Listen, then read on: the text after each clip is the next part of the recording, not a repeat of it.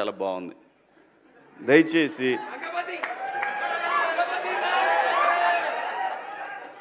ఇంకో విషయం చెబుతున్నా, అమ్మాయిలు హీరోయిన్లు ఈ బట్టలు పెడితే వేసుకొని పోతే మనమే దరిద్రం అనిపించాల్సి వస్తమ్మా. ఏమనుకోవద్దు, హీరోయిన్లు అందరూ మీరు అనుకున్నా నాకు పోయేది లేదు, లాగి పీకుతాం మనం, అది వేరే విషయం. కానీ మీ అందం చీరలోనో మీ అందం నిండుగా కప్పుకునే బట్టల్లోనే ఉంటుంది తప్పితే సామాను కనపడే దాంట్లో ఏముండదమ్మా.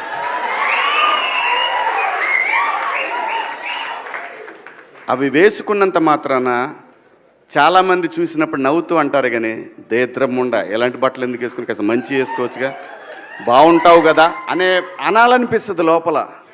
అనలేము. అంటే మళ్ళీ స్త్రీ స్వాతంత్రం లేదా స్వేచ్ఛ లేదా. స్త్రీ అంటే ప్రకృతి, ఎంత అందంగా ఉంటే అంత గౌరవం పెరిగిద్ది. శివాజీ గారు మాట్లాడుతూ ఇట్లా డ్రెస్సెస్ ఎవరంటే వాళ్ళు హీరోయిన్స్ చాలా ఘోరంగా వేసుకుంటున్నారు, మంచిగా శారీ కట్టుకుంటే మంచిదని చెప్పేసి ఈవెంట్లో కూడా మాట్లాడడం కూడా జరిగింది. ఇట్లా హీరోయిన్స్ చాలామంది ఇట్లా ఏదో ఎక్స్పోజింగ్ భయంకరంగా చేస్తారు. కానీ పోస్ట్లు ఏమో నార్మల్గా ఉంటాయి. నేను రీసెంట్గా ఒక పోస్ట్ అయితే చూసాను, శ్రీలీల గారిది.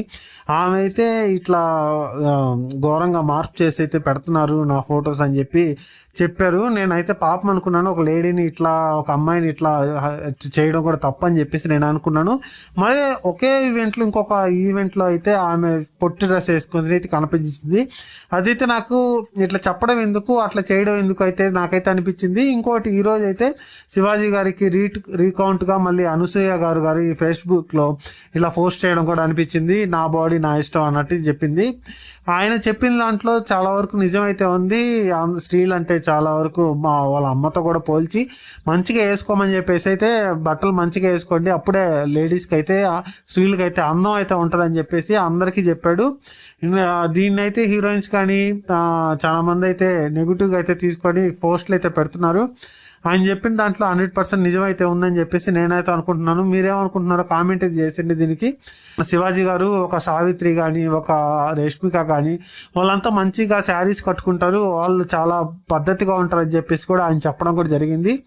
నాకైతే బాగా అనిపించింది. దీని గురించి మీరేమనుకుంటున్నారో కామెంట్ అయితే చేసేయండి. Thank you.